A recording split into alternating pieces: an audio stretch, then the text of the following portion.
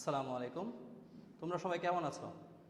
আমি মোহাম্মদ আলমগীর হোসেন, প্রভাষক প্রাণীবিজ্ঞান, advance residential model college, Mymensingh. আমি এর পূর্বে প্রাণীবিজ্ঞান বিষয়ে অষ্টম অধ্যায়ের সমন্বয় নিয়ন্ত্রণ এই অধ্যায়ের মস্তিষ্ক, কর্টিক স্নায়ু, নিউরন এবং চোখ সম্পর্কে আলোচনা করেছিলাম। আজকে এসেছি তার দ্বিতীয় অংশ বা দ্বিতীয় খণ্ড, অর্থাৎ কান এবং হরমোন নিয়ে আলোচনা করার জন্য। শুরুতেই আমি বলতে চাই,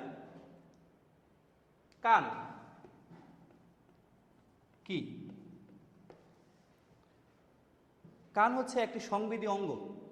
মানুষের অনেকগুলো সংবেদী অঙ্গ রয়েছে, তার মধ্যে প্রধান সংবেদী অঙ্গ হচ্ছে 5টি, যার কারণে মানুষকে পঞ্চ ইন্দ্রিয়ের দেহ বলা হয়, মানুষের দেহকে। এবং এই 5টি সংবেদী অঙ্গের মধ্যে অন্যতম হচ্ছে কান। এই সংবেদী অঙ্গগুলোকে জ্ঞানেন্দ্রিয় বলা হয়ে থাকে। কান এমন এক ধরনের সংবেদী অঙ্গ যা মানুষকে শ্রবণে এবং মানুষের দেহের ভারসাম্য রক্ষায় সহায়তা করে থাকে। মূলত মানুষের কানকে 3টা অংশে বিভক্ত করা যায়, যার মধ্যে একটা অংশই কেবলমাত্র আমরা দেখতে পাই। 3টে অংশের মধ্যে রয়েছে বহিকর্ণ, মধ্যকর্ণ এবং অন্তকর্ণ। বহিকর্ণের মধ্যে প্রধানত 3টি জিনিস বা 3টি অংশ অবস্থিত। এর মধ্যে সবার বাইরে যে থাকে তার নাম হচ্ছে পিনা। এই অংশটাকে পিনা বলা হয়, বাংলা 5-এর মতো দেখতে।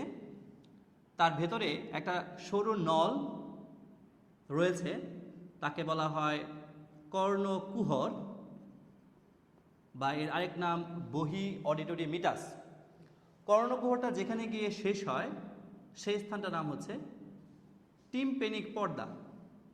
টিম্পেনিক পর্দা, বা এর আরেক নাম হচ্ছে কর্ণপটহ। মধ্যকর্ণে রয়েছে 3টি অস্থি, ম্যালিয়াস, ইনকাস এবং স্টেপিস। এখানে বলে রাখি, মানবদেহের 206টা হাড়ের মধ্যে সবচেয়ে ছোট হাড় হচ্ছে স্টেপিস, যেটি মধ্যকর্ণে অবস্থিত। এছাড়াও রয়েছে 2টি ছিদ্র, একটা হচ্ছে ফেনেস্ট্রা ওভালিস এবং ফেনেস্ট্রা রোটান্ডা।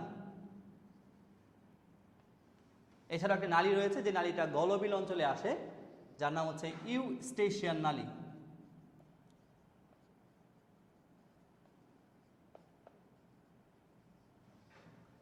অন্তকর্ণে রয়েছে 2টি অংশ। অন্তকর্ণের উপরের অংশকে বলা হয় ইউট্রিকুলাস, যেখানে 3টি অর্ধবৃত্তাকার নালী রয়েছে, এবং নিচের অংশকে বলা হয় স্যাকুলাস, যেখানে তোমরা দেখবা কয়েলের প্যাঁচের মতো পেঁচানো। এই মানুষের কানের বিভিন্ন অংশ। এখন আমরা মানুষের কানের চিত্রটা কেমন, মানে মানুষের কানটাকে যদি লম্বচ্ছেদ করা হয় তাহলে সেই লম্বচ্ছেদটা দেখতে কেমন হবে সেই চিত্রটা দেখব। এই অত্যন্ত গুরুত্বপূর্ণ একটা প্রশ্ন। প্রশ্নটা হচ্ছে মানুষের কানের বা কর্ণের লম্বচ্ছেদের চিহ্নিত চিত্র অঙ্কন করো। তো সবার শুরুতেই বা প্রথমেই আমি অঙ্কন করব পিনা। পিনা দেখতে অনেকটা বাংলা 5-এর ন্যায়।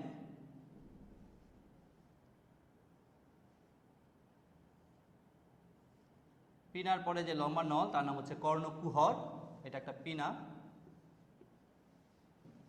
এবং এই নলের শেষ প্রান্তে রয়েছে একটা পর্দা, স্থিতিস্থাপক পাতলা পর্দা, যার নাম হচ্ছে টিম্পেনিক পর্দা। এই অংশটুকু বলা হয় বহিকর্ণ। পিনা, কর্ণকুহর, টিম্পেনিক পর্দা। বহিকর্ণের পরের অংশটাকে বলা হয় মধ্যকর্ণ। মধ্যকর্ণটা দেখতে এটা এরকম হয়।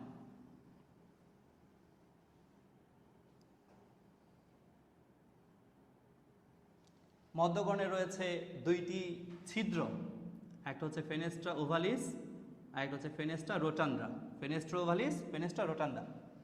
এবং 3টি অস্থি, একটা অস্থি হচ্ছে ডাম্বেল আকৃতির বা হাতুড়ি আকৃতির, একটা হচ্ছে নেহায় আকৃতির, এবং আরও একটি হচ্ছে ওয়াই আকৃতির, যেটা মানবদের সবচেয়ে ছোট অস্থি, স্টেপিস। এটা হচ্ছে ওয়াই আকৃতির অনেকটা।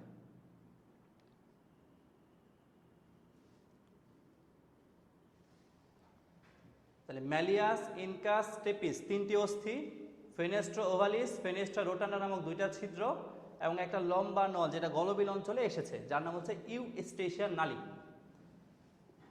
যেহেতু আমরা অস্থি এঁকেছি, এটাকে আমরা একটু শেড দিয়ে দেবো পেন্সিল দিয়ে। অবশ্যই চিত্রগুলো পেন্সিলে আঁকতে হবে।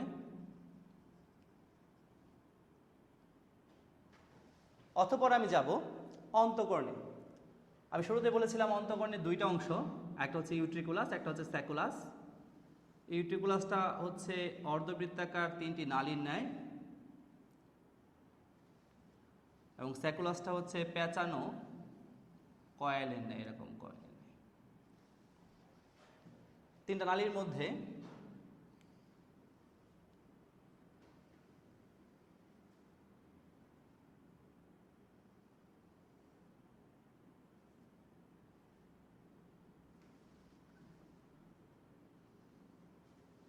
এই জায়গাটা একটু সমস্যা হয় স্টুডেন্টদের, সহজ করে আঁকার চেষ্টা করতেছি আমি। তিনটা নালী, 1 2 3, অর্ধবৃত্তাকার তিনটা নালী। এই অংশটাকে বলা হয় ইউট্রিকুলাস আর নিচের অংশটাকে বলা হয় স্যাকুলাস। স্যাকুলাসের মধ্যে আবার যে কয়েলের মতো পেঁচানো অংশটাকে বলা হয় ককলিয়া। মূলত উপর অংশটা হচ্ছে মানবদেহের ভারসাম্য রক্ষাকারী অংশ এবং নিচের অংশটা হচ্ছে শ্রবণ অংশ বা শ্রবণ অঙ্গ। মানুষের, আমি যে 12 জোড়া কর্টেক্স স্নায়ুর কথা বলেছিলাম আগের ক্লাসে, সেখান থেকে 1 জোড়া কর্টেক্স স্নায়ু দুই কানে মস্তিষ্ক থেকে উৎপন্ন হয়ে দুই কানে আসে। এই কর্টেক্স স্নায়ুর নাম হচ্ছে অডিটরি স্নায়ু, বা এটাকে আরেক নামে ডাকা যায় যার নাম হচ্ছে ভেস্টিবুলো ককলিয়ার স্নায়ু। এই স্নায়ুর নাম হচ্ছে ভেস্টিবুলো ককলিয়ার স্নায়ু, যা মস্তিষ্কে আমাদের শ্রবণের তথ্য প্রেরণ করে।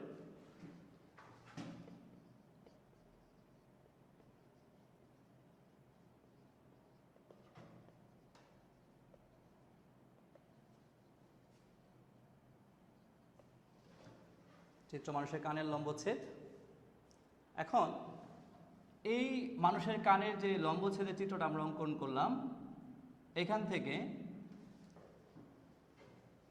চিত্রের পাশাপাশি চিত্র আঁকার পর চিহ্নিত করতে হবে পিনা, কর্ণকুহর। সাধারণত চিহ্নিত করতে হয় এক পাশে, কিন্তু এই চিত্রটা যেটা আকারে বড় হয়ে গেছে, এক পাশে করতে গেলে একটু সমস্যায় পড়তে হয়, যে কারণে আমি উপরের দিকে করছি। টিম্পেনিক পর্দা,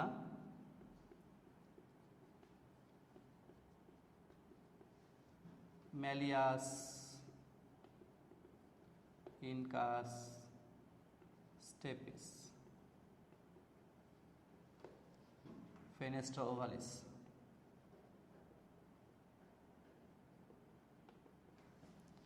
এর নাম হচ্ছে স্যাকুলাস আর হচ্ছে ককলিয়া।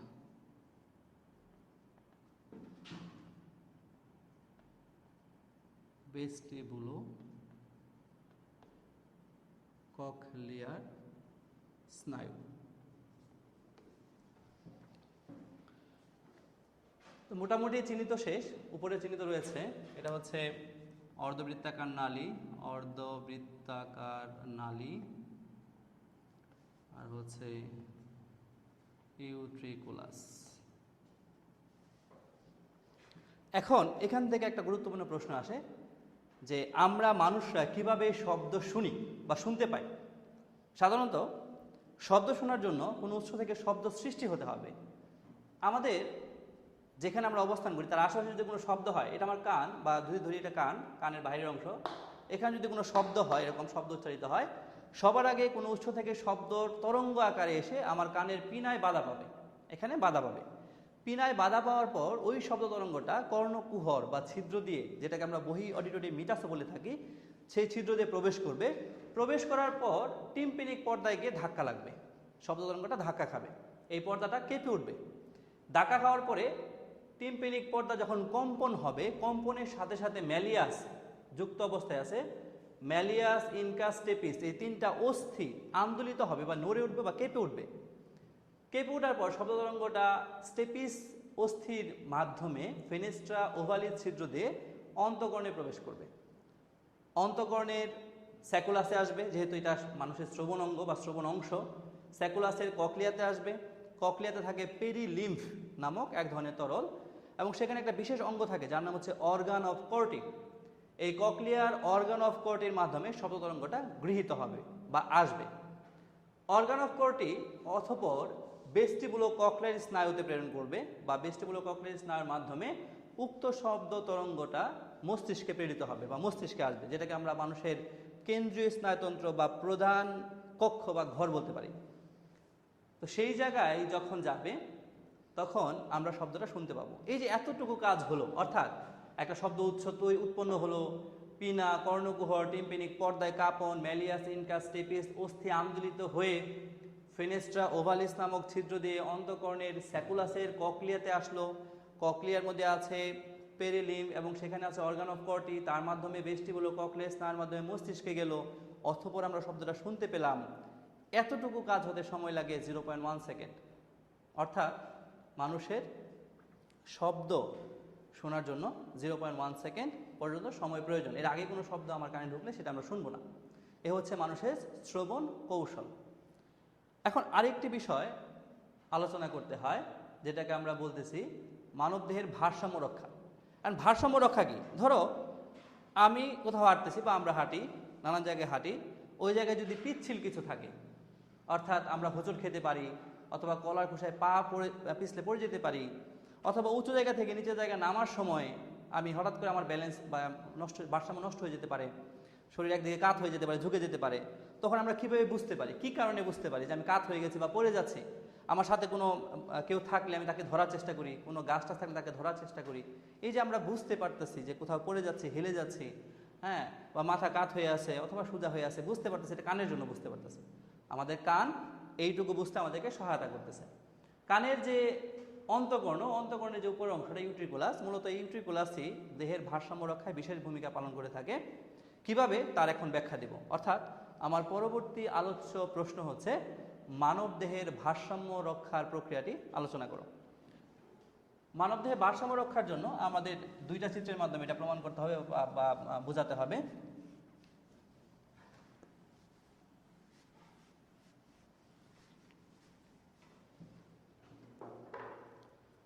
শুরুতে আমরা বলবো মানুষের দেহের ভারসাম্য রক্ষা হয় কিভাবে। প্রথমত আমি একটা চিত্র অঙ্কন করতেছি। এই চিত্রটা হচ্ছে অন্তঃকর্ণের ইউট্রিকুলাস অংশের একটু বিবর্ধিত বা বড় করে দেখানো চিত্র। বিবর্ধিত বা বড় করে দেখানো চিত্র। মানুষের অন্তঃকর্ণের ইউট্রিকুলাসে যে তিনটি অর্ধবৃত্তাকার নালী রয়েছিল, ওই নালী তিনটিকে যদি আমরা একটু বড় করে দেখি এরকম দেখতে হবে। নালীগুলোর কোনো কোনো স্থানে এরকম ফুলানো থাকে, এই ফুলানো স্থানটাকে বলা হয় অ্যাম্পুলা, এবং এটাকে বলা হচ্ছে অর্ধবৃত্তাকার নালী। এই অর্ধবৃত্তাকার নালীটি আবার চুন জাতীয় অর্থাৎ ক্যালসিয়াম কার্বনেট জাতীয় পদার্থ দ্বারা পূর্ণ থাকে, তরল পদার্থ দ্বারা পূর্ণ থাকে, যাকে বলা হয় ওটোলিথ।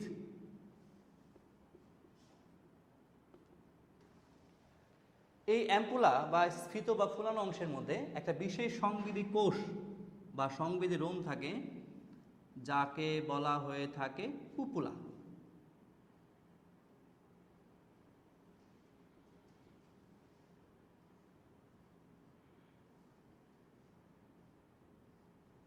এর নাম হচ্ছে কুপুলা। যখন আমরা সোজা হয়ে থাকি, বসে থাকি বা দাঁড়িয়ে থাকি, অর্থাৎ আমাদের মাথাটা সোজা অবস্থায় থাকে, তখন কুপুলাটাও সোজা হয়ে থাকে, এবং এই কুপুলা সোজা অবস্থায় থাকার কারণে আমরা মাথা কাত হয়ে আছে এটা বুঝতে পারি না। এই চিত্রের নাম হচ্ছে চিত্র মাথা সোজা বা স্থির অবস্থায়।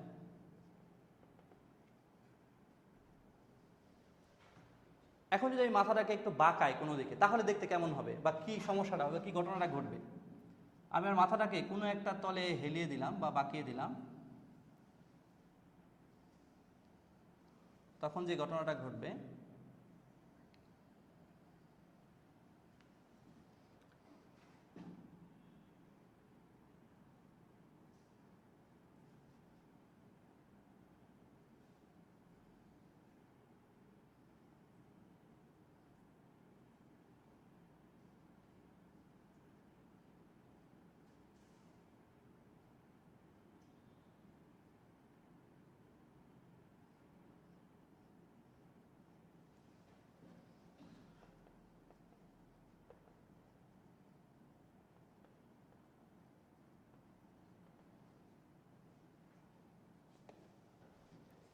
অর্থাৎ যখন আমার মাথাটা কোনো দিকে হেলে যায় বা বেকাত হয়ে যায় অথবা এরকম হয়ে যায় অথবা আমি কোথাও হোঁচট খেয়ে পড়ে যাচ্ছি, তখন আমার মাথাটা অবশ্যই বাঁকবে বা বাঁকা হবে। যে কারণে মাথাটা কোনো কারণে সামান্য একটু বাঁকা হলেই এই কপোলাটা একদিকে বেঁকে যাবে, অর্থাৎ মাথাটা যেদিকে বাঁকা হবে বা কাত হবে সেদিকে কপোলাটাও বেঁকে যাবে বা কাত হয়ে যাবে। যার ফলে এই অর্ধবৃত্তাকার নালীটার এই পাশে এবং এই পাশে দুই পাশেই যে অটোলিথ নামক তরল দ্বারা পূর্ণ থাকে, সেই তরলের সংস্পর্শে আসবে কপোলার প্রান্তটা। কপোলা যেহেতু সংবেদী কোষ দ্বারা পূর্ণ বা স্নায়ু দ্বারা পূর্ণ, সেই সংবেদী কোষের রোমগুলো বা সংবেদী স্নায়ুগুলো এই মাথা কাত হওয়ার তথ্যটা মস্তিষ্কে প্রেরণ করবে এবং মস্তিষ্ক তখন বলবে যে আপনার মাথাটা কোনো একদিকে কাত হয়ে গেছে বা বাঁকা হয়ে গেছে, আপনার মাথাটাকে সোজা করেন। যার কারণে আমাদের দেহের ভারসাম্য কোনো কারণে কোথাও যদি একটু সমস্যা হয়, অর্থাৎ কোনো দিকে কাত হয়ে যায় মাথা, তাহলে সাথে সাথে আমরা মাথাটাকে সোজা করতে পারি। একটা উদাহরণ দিচ্ছি, যখন আমরা রেল লাইনের উপর দিয়ে হাঁটি, আমরা প্রত্যেকেই অবশ্যই একবার হলেও হেঁটেছি। হাঁটার সময় আমরা দুই হাতটাকে প্রসারিত করে দিই। আমরা কখনোই হাত এভাবে দিয়ে হাঁটার চেষ্টা করি না। যখন দুই হাত প্রসারিত করি তখন আমার মাথাটা যেদিকে কাত হয়ে যায় তার উল্টা দিকে হাতটাকে দিয়ে ব্যালেন্স করার চেষ্টা করি বা স্বাভাবিক করার চেষ্টা করি। তার মানে মানুষের যে শ্রবণ কৌশল, তার পাশাপাশি মানবদেহের ভারসাম্য রক্ষার যে কৌশল, সেই কৌশলটা এই দুটো চিত্রের মাধ্যমে ব্যাখ্যা করতে হবে। ব্যাখ্যাটা অনেকটা সহজ করে এরকমভাবে বলা যায়, মানুষের অন্তঃকরণের ইউট্রিকুলাস এবং স্যাকুলাস দুইটা অংশ সম্মিলিতভাবে মানবদেহের ভারসাম্য রক্ষা করে। ইউট্রিকুলাস অংশের তিনটে অর্ধবৃত্তাকার নালী থাকে। এই নালীগুলোর কোনো কোনো স্থান ফুলানো, এই ফুলানো অংশকে বলা হয় অ্যাম্পুলা। অ্যাম্পুলার মধ্যে বিশেষ সংবেদী কোষ বা রোম রয়েছে যাকে বলা হয় কুপুলা। এবং এই অর্ধবৃত্তাকার নালীতে এক ধরনের চুন জাতীয় তরল পদার্থ দ্বারা পূর্ণ থাকে যাকে বলা হয় ওটোলিথ। যখনই মাথা কোনো দিকে হেলে যায় বা কাত হয়ে যায় তখন ওটোলিথের সংস্পর্শে কুপুলাটা আসবে এবং সাথে সাথে সংবেদী স্নায়ুগুলো উদ্দীপিত হয়ে মস্তিষ্কে তথ্য প্রেরণ করবে এবং আমরা আমাদের দেহের ভারসাম্য রক্ষা করব বা নিয়ন্ত্রণ করব। এ হচ্ছে মোটামুটি কান থেকে প্রশ্ন। এখন আমরা আলোচনা করব হরমোন। হরমোন সম্পর্কে আমরা মোটামুটি অনেক কিছুই জানি। যেমন ডায়াবেটিসের রোগী যারা বাসায় আছে তাদের অবশ্যই এক ধরনের হরমোন গ্রহণ করতে হয় যেটাকে আমরা ইনসুলিন নামে ডাকি। এরকম নিজের বাসায় না থাকলেও আশেপাশে অবশ্যই আছে। হরমোন হচ্ছে এক ধরনের গ্রন্থি নিঃসৃত রস। এখন প্রশ্ন আসে, গ্রন্থি জিনিসটা কি? আচ্ছা, গ্রন্থি হচ্ছে কিছু কোষগুচ্ছ বা টিস্যুগুচ্ছ, যেই গুচ্ছগুলো থেকে রস বের হয় এবং রস বের হয়ে বিভিন্ন শারীরবৃত্তীয় কাজগুলোকে নিয়ন্ত্রণ করে, তাকে বলা হয় গ্রন্থি। মানবদেহের যে অঙ্গগুলো থেকে রস প্রেরিত হয়ে বিভিন্ন শারীরবৃত্তীয় কাজ সম্পাদন করে তাদেরকে বলা হয় গ্রন্থি। যেমন আমি বলতে পারি পিটুইটারি গ্রন্থি, তারপর অগ্নাশয় একটা গ্রন্থি, যকৃৎ নিজেও একটা গ্রন্থি, যকৃৎ থেকে যেহেতু পিত্ত রস স্খলিত হয়। এখন গ্রন্থির দুইটা অংশ, একটা হচ্ছে অন্তঃক্ষরা আর একটা হচ্ছে বহিঃক্ষরা। সাধারণত হরমোনটা হচ্ছে অন্তঃক্ষরা গ্রন্থি নিঃসৃত রস। তাহলে অন্তঃক্ষরা কাকে বলে? যে সকল গ্রন্থির নিজস্ব কোনো নালী নাই, অর্থাৎ গ্রন্থিটা থেকে যে রসগুলা বের হবে সেগুলা রক্তের সাথে মিশে অথবা লসিকার সাথে মিশে দেহের বিভিন্ন অঙ্গে যাবে, বিভিন্ন বিক্রিয়ায় অংশগ্রহণ করবে এবং বিক্রিয়া শেষে ধ্বংস হয়ে যাবে বা নষ্ট হয়ে যাবে, তাকে বলা হচ্ছে হরমোন। ইহা এক ধরনের প্রোটিন জাতীয় পদার্থ। এখন হরমোন থেকে একটা ছোট্ট প্রশ্ন আসে যে কোনটিকে এবং কেন মানবদেহের রাসায়নিক দুধ বা বায়োলজিক্যাল বা কেমিক্যাল মেসেঞ্জার বলা হয়ে থাকে। মানুষের হরমোনকে বলা হয় বায়োলজিক্যাল বা রাসায়নিক দূত, কেমিক্যাল মেসেঞ্জার, কারণ এই হরমোনটা বিভিন্ন অঙ্গের কোষে গিয়ে তথ্য বা বিভিন্ন প্রয়োজনীয় উপাদান সরবরাহ করে থাকে। একই সাথে হরমোন থেকে কিছু প্রশ্ন এরকম হতে পারে। হরমোন মানবদেহের জন্য অত্যন্ত গুরুত্বপূর্ণ একটা বিষয় বা অংশ। যেমন আমি যদি বলি একজন পুরুষ মানুষের দেহে শুক্রাণু তৈরি হতে হবে, তার জন্য একটা বিশেষ হরমোন প্রয়োজন যার নাম হচ্ছে টেস্টোস্টেরন হরমোন। যদি টেস্টোস্টেরন হরমোন ঠিকমতো উৎপন্ন না হয় তাহলে মানবদেহে শুক্রাণু তৈরি হবে না। ঠিক তেমনিভাবে ডিম্বাণু তৈরির জন্য প্রোজেস্টেরন এবং অ্যাস্ট্রোজেন নামক হরমোন প্রয়োজন। আবার মানবদেহের বৃদ্ধির জন্য হরমোন প্রয়োজন যার নাম হচ্ছে গ্রোথ হরমোন। যদি কোনো মানুষের শরীরে পর্যাপ্ত পরিমাণে গ্রোথ হরমোন নিঃসৃত না হয় তাহলে তার মধ্যে বামনত্ব দেখা যাবে। তাহলে হরমোনটা মানবদেহের জন্য অত্যন্ত গুরুত্বপূর্ণ একটা বিশেষ উপাদান আমি বলবো। এই হরমোনটা যদি কোনো কারণে মানবদেহে সঠিকভাবে নিঃসরণ না হয় তাহলে মানবদেহে বিভিন্ন ধরনের সমস্যা দেখা দিতে পারে। এখন অনেকেই মনে করে যে হরমোন তাহলে আমি আমার প্রয়োজন মতো বাজার থেকে আমি কিনে ব্যবহার করতে পারি বা ডাক্তারের প্রেসক্রিপশন অনুযায়ী ব্যবহার করতে পারি। সেটা অবশ্যই একটা নিয়ন্ত্রিত মাত্রায় ব্যবহার করতে হবে। কেউ যদি অনিয়ন্ত্রিত হরমোন ব্যবহার করে তার কিছু কুফলও রয়েছে।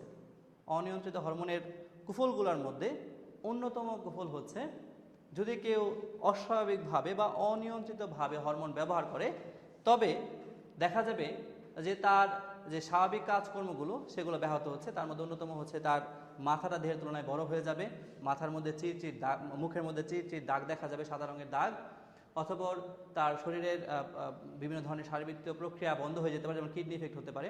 এছাড়াও হতে পারে তার ক্যান্সারের মতো রোগ হতে পারে। তাই আমি বলবো অবশ্যই হরমোন মানবদেহে প্রাকৃতিকভাবে যেভাবে উৎপন্ন হচ্ছে সেটাকে স্বাভাবিকভাবে রাখা উচিত এবং কৃত্রিমভাবে অনিয়ন্ত্রিতভাবে হরমোন ব্যবহার না করা। এখান থেকে আজকে যে আলোচনা করলাম তার মধ্যে আরও একটি প্রশ্ন যেটা খুব বেশি আসে, প্রশ্নটা হচ্ছে কোন গ্রন্থিকে এবং কেন প্রভু গ্রন্থি বা মাস্টার গ্ল্যান্ড বলা হয়?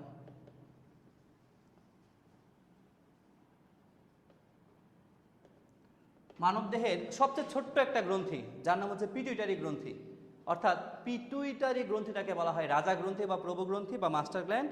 এই গ্রন্থিটা আকারে অত্যন্ত ছোট হলেও দেখতে মটর দানার মতো, মস্তিষ্ক অগ্র মস্তিষ্ক থেকে তৈরি হয়, উৎপন্ন হয়। অত্যন্ত ছোট হলেও এর কাজ অনেক বেশি, এখান থেকে সবচেয়ে বেশি পরিমাণ হরমোন নিঃসৃত হয় এবং অন্যান্য সকল গ্রন্থির কাজকে এই গ্রন্থিটা নিয়ন্ত্রণ করে থাকে। তো ঠিক আছে, আজকে আমরা যে বিষয়গুলো আলোচনা করলাম সেই বিষয়গুলোর মধ্যে অন্যতম হচ্ছে মানুষের কানের লম্বচ্ছেদের চিহ্নিত চিত্র, মানুষের শ্রবণ কৌশল, মানবদেহের ভারসাম্য রক্ষার কৌশল, হরমোন সম্পর্কে সামান্য একটু আলোচনা করেছি। পরবর্তী সময় যদি কখনো সুযোগ আসে আলোচনা করব।